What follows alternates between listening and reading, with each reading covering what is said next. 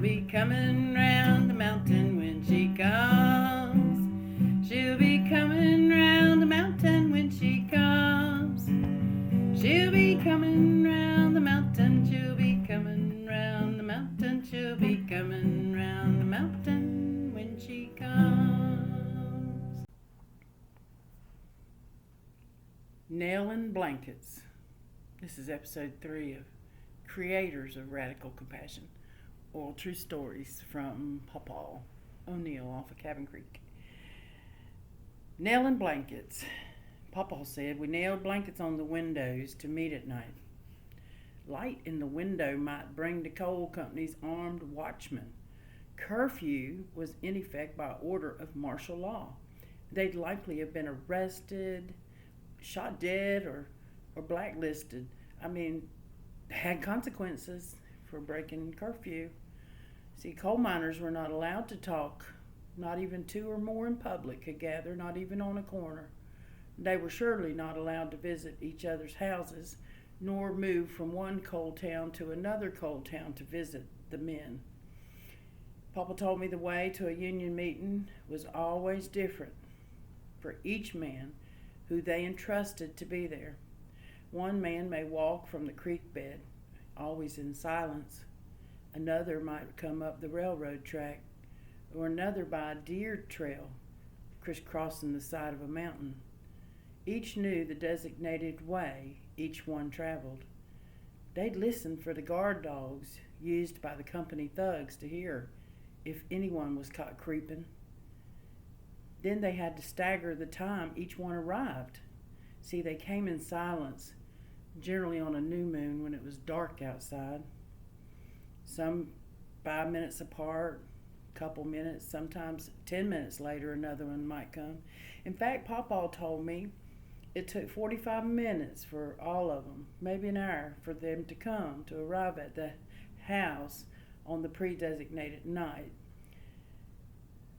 And he also said one might come in the back door, one might come in a side window, might one come in the other window.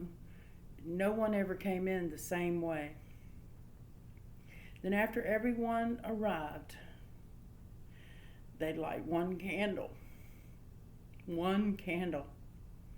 So the light was hidden, protected by the heavy blankets that were nailed over the windows. See, armed union busters patrolled all night long trying to catch men meeting up, whispering, "Union!" He said there may not have been more than 8 or 10 men at a meeting, yet those brave miners carried the good news out to everyone that if the men stood together, unafraid, and called themselves Union Brothers, they might have a Union Brotherhood like in Pennsylvania and Ohio, where they had safety rules and they were getting paid better.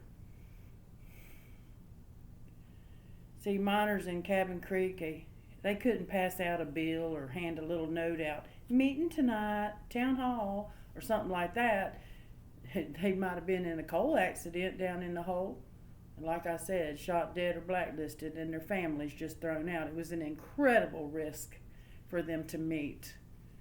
And so they did so in the dead of night. Papa said they'd play songs up and down the creek at night, and it'd echo up and down the long creek. They communicated through song. It was the key or the pitch that allowed them to communicate freely about meeting that night. If the song was played in the key of G, it meant go, good. If the pre-decided song was in the key of D, or it changed from G to D, it was damned, don't. They designated by the chosen song if they'd go that particular night. Anyone who changed the key off the porch playing music, it would just be a signal, no, I can't go. I've been questioned today. I'm being watched. Something's up. The other people just regularly playing music may not have never known why that song was now being replayed in another key, as not everybody on the creek was privy to the brave men's plans. Many just followed along in the new key. So the Bible's saying, if you have ears to hear, let him hear. The gun thugs were very angry, agitated, not knowing who, where, or how these men were communicating and going to meetings. Papa said when the meeting was over, they could not all leave at the same time. No, they blew out the candle. They waited in the dark as one went out the back door and another out a window and another a few minutes later slipping out. Might have took an hour for everybody to make it home. They had to listen to hear if anyone had gotten caught. See, they trusted each other.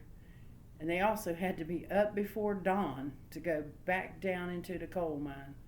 So no one truly rested well that sacred, sacred night that took 2 hours coming and going to a meeting that lasted maybe 5 or 10 minutes, where they received news from outside supporters.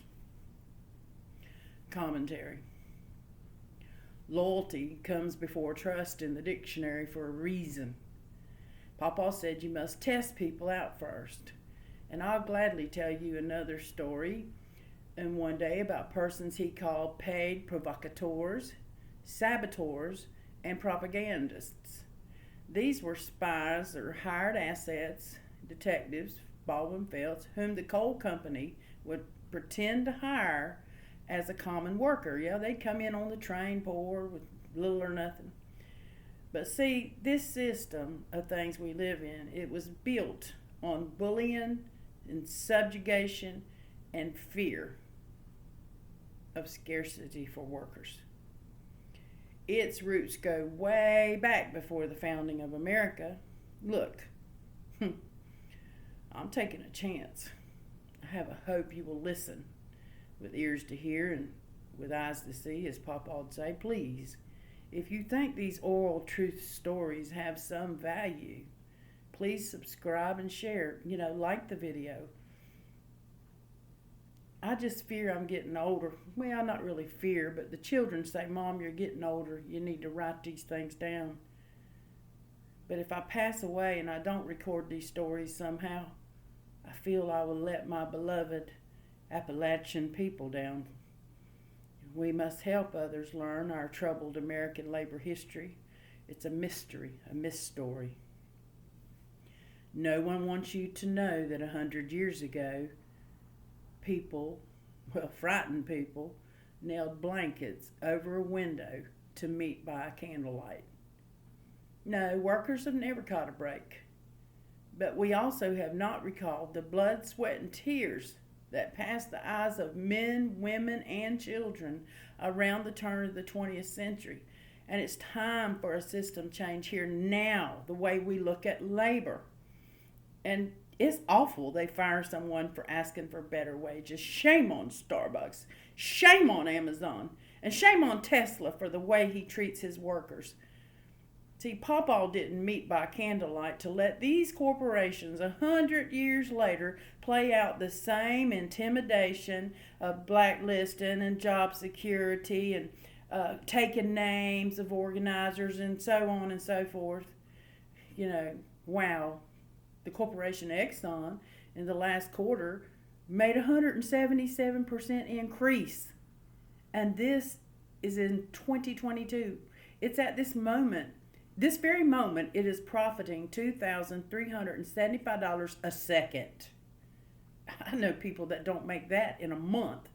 Give that a second. Oh, somebody just made $2,375. I just can't even fathom that, because that's such a greed. It's not in my heart to even consider that for some reason would be the correct way to live for a world that we choose to have and to build together. I just can't fathom that kind of greed, but it's here. And we as human beings must become human doings. See, folks, hate fears what love does. Hate fears what love does.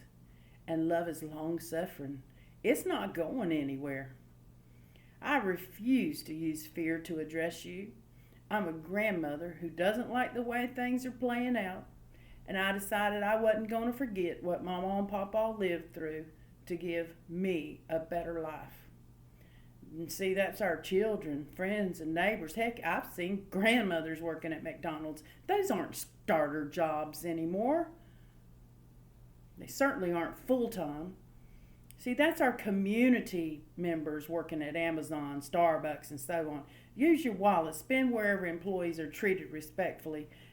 And I will too. And again, it don't hurt me to beg. I'm asking you to subscribe and share these personal stories from our family about the West Virginia Mine War. And lastly, I just want to say, these stories are called origin stories by historians. They don't trust them by ordinary people. They say the ordinary people are biased.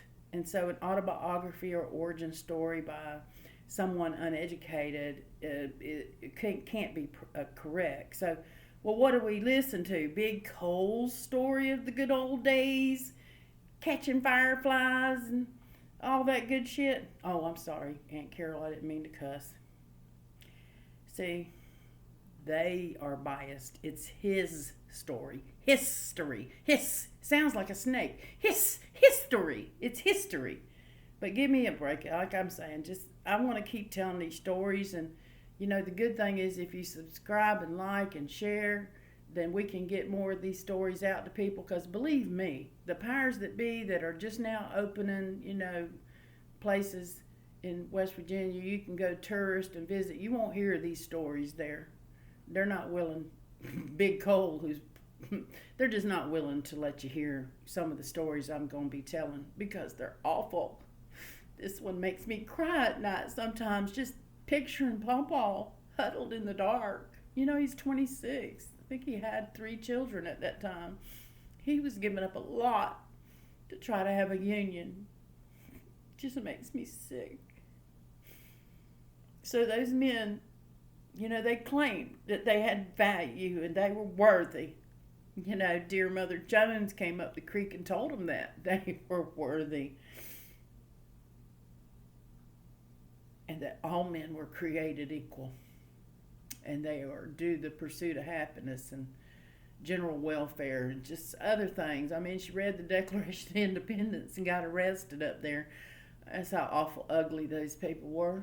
They didn't want common people hearing anything good. But if you don't agree with me, skip along. I got a few comments from someone calling themselves patriots. I thought that was funny. But anyway, just skip along on your happy life and go to church Sunday, because if you don't agree, keep going. If you do agree, well, let's get these stories moving. Let's go while there's still time for me to put them down. I have a friend that offered to edit and add pictures for free. Free, people. She's doing this for free because I don't have any money. I'm not on a podium with a media guy in front of me with a microphone. They're not going to give these kind of stories that kind of a review. So please, this is what I call episode 3.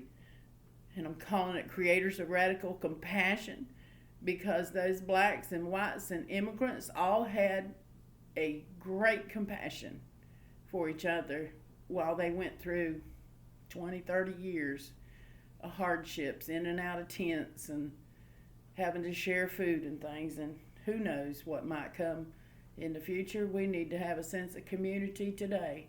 And I just feel like the stories may help us develop a perspective, a shift in our hearts, because we're evolving.